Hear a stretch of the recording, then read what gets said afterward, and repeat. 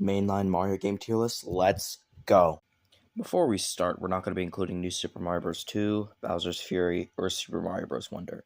I won't be including these games since I haven't played them before. I might play the latter two in the future, but definitely not this game because I know it's mid. We'll start things off with the original Super Mario Bros. In 1985. It's younger than my mother by 4 years.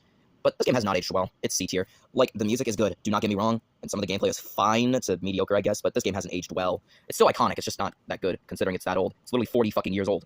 And then we have the Lost Levels, which is worse than the original. It's D tier. I mean, this game is hard as hell. Like, come on. Like, why did the difficulty have to go up by so much? Then we have Super Mario Bros. 2, also known as Doki Doki Panic in Asia.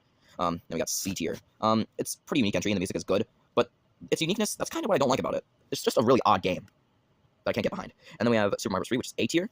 I mean, this game is probably one of the most Mario-feeling games of all time. It's so fun, the music is great, the new abilities are nice, like the Super Leaf, or the hammer and the frog suit. It's just so solid.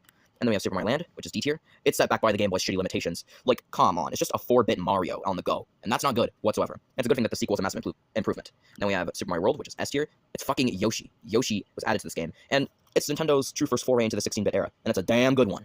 Super Mario Land 2, massive improvement over the original. It's A tier. It's one of the most unique feeling Mario games of all time, besides Super Mario Sunshine. But it's really fun, and I love the music as well. Then we have our next S tier, Super Mario 64. I mean, come on. It's Nintendo's first foray into 3D, or the 64-bit era, and it's a damn good one. The gameplay is fun, the music is great, everything about this game is absolute fire, and it's one of my favorite Mario games of all time. Then we have Sunshine, which is B tier. It's fun, and it has great music, but some of the levels are bullshit. Like, for example, the lily pad level, or the pachinko machine level. Like, why do those levels have to be so hard and bullshitty as bullshit? Like, that's the biggest bullshit I've ever seen. Like, come on, man. And then we have the new Super Mario Bros. Games. In fact, why don't we link them all together? The DS one goes in A tier, and these two are in B tier. I rank them all together since they're all basically the same game except released for different consoles. They're all fun and all, but they're just way too similar to each other to basically just warrant themselves separate entries. So I had to just jumble them all together. Then we have Mario Galaxy, which is S tier. Galaxy 2 is also S tier. They're like the Toy Stories of video games because the sequel is superior to the original. These two games are absolute perfect masteries of video game programming. They're so damn good and fun, and Galaxy 2 literally has Yoshi. Like, come on, man. And then we have 3D Land, which is A tier. It's my favorite Mario game, and it's also the first one I ever played, so I have a lot of nostalgia for this one. But it's really forgettable. But I will admit the music's still good, and the gameplay's still fun. So yeah. And then we have 3D World, which is S tier. Like, it's a better version of 3D Land.